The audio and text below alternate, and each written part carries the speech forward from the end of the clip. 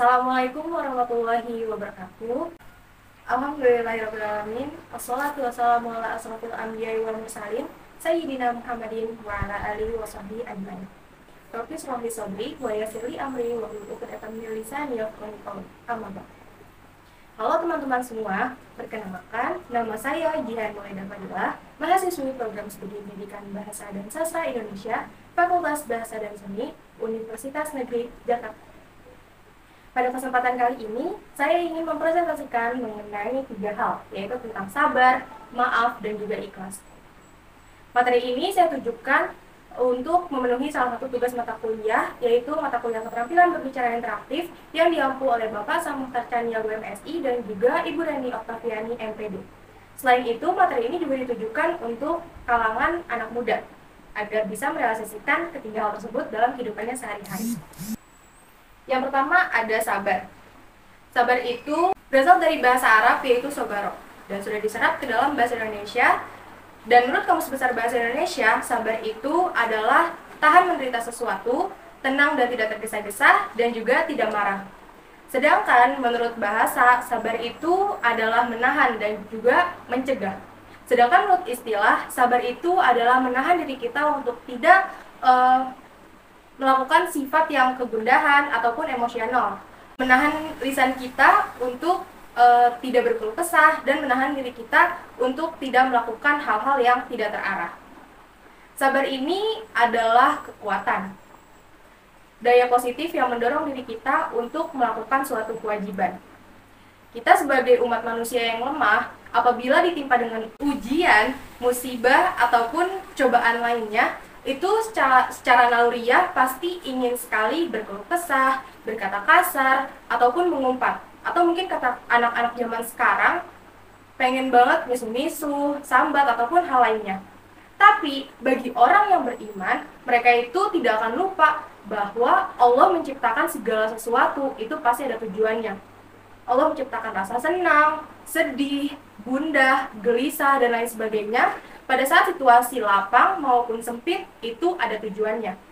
Tujuannya untuk apa? Tujuannya agar kita sebagai manusia itu bisa menyelesaikan masalah dengan cara yang disukai oleh Allah. Salah satunya dengan sabar ini. Selain dengan rasa sabar, pastinya dengan cara berdoa. Dan kita juga harus yakin dan kita harus percaya bahwa Allah itu akan menolong kita dalam keadaan apapun. Dan kita juga harus percaya bahwa Allah tidak akan memberikan cobaan atau ujian di luar batas kemampuan hambanya atau kita sebagai manusia. Jadi singkatnya, sabar itu adalah menahan diri kita dari berkeluh kesah, menahan diri kita untuk tidak melakukan hal-hal yang tidak terarah. Boleh kesalin dia selanjutnya. Nah, di sini ada dalil sabar. Yang pertama itu ada dari Quran surat Al-Baqarah ayat 153 yang artinya, wahai orang-orang yang beriman, mohonlah pertolongan kepada Allah dengan sabar dan juga sholat. Sungguh Allah beserta orang-orang yang sabar. Lalu yang kedua itu ada Quran surat Ali Imran ayat 200 yang artinya, wahai orang-orang yang beriman, bersabarlah kalian dan kuatkanlah kesabaran kalian. Lalu yang ketiga ada Quran surat Az-Zumar yang artinya, sesungguhnya hanya orang-orang yang bersabarlah yang dicukupkan pahala mereka tanpa batas. Boleh salin dia berikutnya. Dan ini ada dalil-dalil sabar yang lainnya yang telah dibahas dalam Al-Quran. Boleh salin dia berikutnya. Selain itu, saya juga menyantumkan salah satu hadis riwayat Bukhari yang memperkuat dalil sabar ini, yang berbunyi dari Abu Hurairah berkata bahwa Rasulullah SAW itu telah bersabda, orang yang kuat itu bukanlah orang yang pandai bergulat. Orang yang kuat adalah orang yang bisa memiliki dirinya ketika ia sedang marah. Boleh kesalin dia berikutnya. Nah, di sini ada contohnya. Contoh sabar dalam PPT ini, kita menghadapi musibah yaitu sakit, dan dengan rasa sabar kita juga pasti ingin berikhtiar. Contohnya itu berikhtiar berobat ke dokter atau minum obat atau dengan berobat alternatif lainnya. Boleh kesalin yang berikutnya. Untuk selanjutnya itu ada maaf. Maaf merupakan pembebasan seseorang dari hukumannya. Dalam bahasa Arab, maaf itu artinya menghapus atau menghilangkan. Maksudnya dengan memaafkan seseorang itu berusaha menghapus, menghilangkan, ataupun memberi ampunan kepada orang lain atas kesalahannya. Boleh saya dia berikutnya? Nah, di sini ada dalil maaf. Yang pertama itu ada Quran surat Ali Imran ayat 134 yang artinya yaitu orang yang berinfak baik di waktu lapang maupun sempit dan orang-orang yang menahan amarahnya dan memaafkan kesalahan orang lain. Dan Allah mencintai orang-orang yang berbuat kebaikan. Lalu di sini juga saya menyantumkan hadis riwayat Muslim yang berbunyi tidak halal bagi seorang mukmin untuk tak bersapaan dengan saudara. Jadi artinya apabila kita itu memaafkan kesalahan orang lain itu kan bukan perkara yang mudah ya. Kita juga harus bisa berhati yang lapang, berhati yang tenang, dan juga berpikir yang jernih. Begitupun dengan orang yang ingin meminta maaf, orang yang memiliki kesalahan. Orang untuk mengakui kesalahan dan meminta maaf duluan itu bukan perkara yang mudah juga. Dia juga harus melapangkan hatinya, harus bisa menyiapkan mentalnya, dan juga menjernihkan pikirannya. Karena kedua hal tersebut bisa berdampak baik bagi keduanya, mau itu yang meminta maaf maupun yang dimaafkan. Boleh saya yang berikutnya? Selanjutnya ada ikhlas. Kata ikhlas dalam Kamus Besar Bahasa Indonesia itu diartikan sebagai hati yang bersih, kejujuran, tulus, dan kerelaan. Sedangkan dalam bahasa Arab, kata ikhlas itu berasal dari kata khalas yang mempunyai pengertian tangkiyah, asyai, wa tahzibunu atau mengosongkan sesuatu dan membersihkannya. Secara etimologi, kata ikhlas itu dapat berarti membersihkan dari campuran dan pencemaran, baik itu berupa materi ataupun imateri. Sedangkan secara terminologi, ikhlas itu mempunyai pengertian kejujuran hamba dalam keyakinan atau akidah dan perbuatan yang hanya ditujukan kepada Allah. Boleh saya dia berikutnya? Nah, ini ada dalil yang membahas tentang ikhlas, yaitu ada di Quran surat An-Nisa ayat 146 yang artinya kecuali orang-orang yang bertobat dan memperbaiki diri dan berpegang teguh pada agama Allah dan dengan tulus ikhlas menjalankan agama mereka karena Allah, maka mereka itu bersama-sama orang-orang yang beriman dan kelak Allah akan memberikan pahala yang besar kepada orang-orang yang beriman. Boleh saya berikutnya? Dan selain ayat tadi, di sini juga ada beberapa surat dan ayat lainnya yang membahas tentang ikhlas. Saya berikutnya?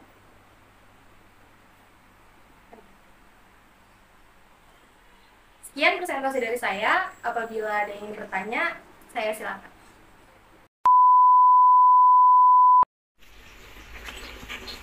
Saya ingin bertanya, kalau memang sabar itu tidak ada batasnya, kenapa sih banyak orang yang bilang sabar itu ada batasnya? Terima kasih.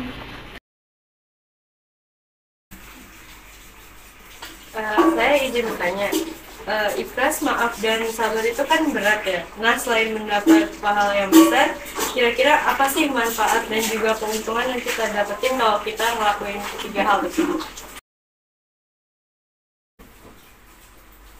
Saya izin bertanya, jadi kalau semisal ada orang yang nyakitin kita nih, nah kita tuh harus maafin pelakunya dan sih kan, sedangkan kita masih keinget gitu sama rasa sakit hatinya.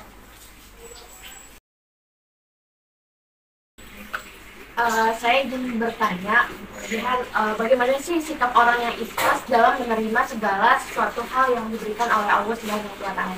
Terima kasih. Saya ingin bertanya, apakah orang yang memiliki rasa ikhlas tidak memiliki rasa pamrih? Terima kasih.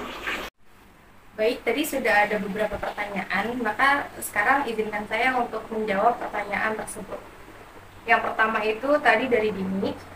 Pertanyaannya, kalau misalnya memang sabar itu tidak ada batasnya, kenapa masih banyak orang yang bilang kalau sabarnya saya itu ya ada batasnya gitu? Jawabannya itu simpel. Kan di dalam Al-Quran juga tadi sudah dijelaskan ya kalau sabar itu memang tidak ada batasnya dan pasti diberikan ganjaran pahala yang tidak terbatas juga.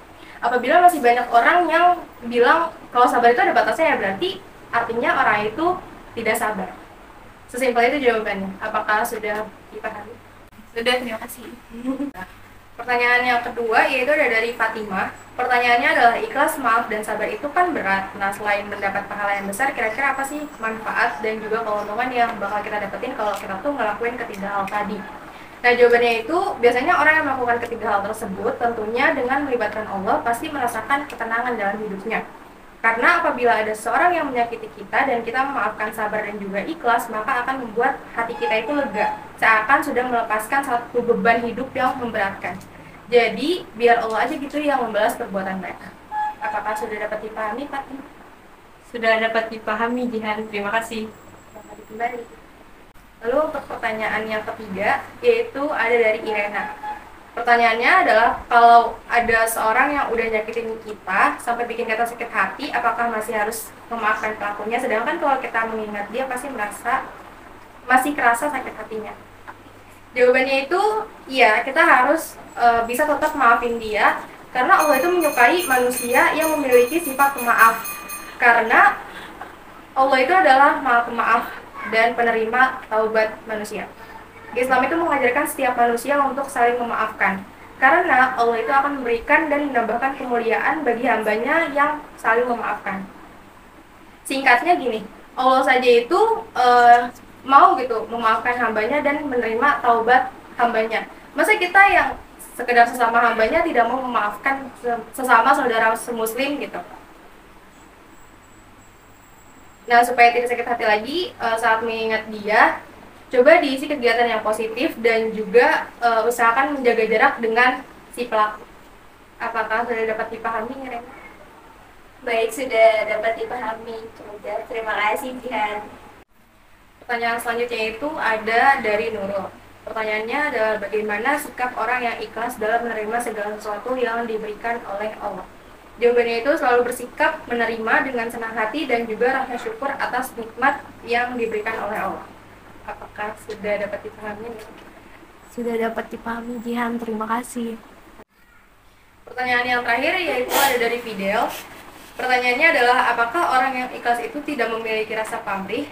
Jawabannya, bersikap ikhlas itu dapat dikatakan seseorang yang memiliki hatinya tuh yang bersih gitu, tulus perbuatan tanpa pamrih dan juga tidak mengharapkan pujian dari orang lain. Apakah sudah dapat dipahami? Sudah dapat dipahami, Jihan. Terima kasih. Cukup sekian presentasi dari saya. Apabila ada kurangnya mohon dimaafkan. Wassalamualaikum warahmatullahi wabarakatuh. Waalaikumsalam warahmatullahi wabarakatuh.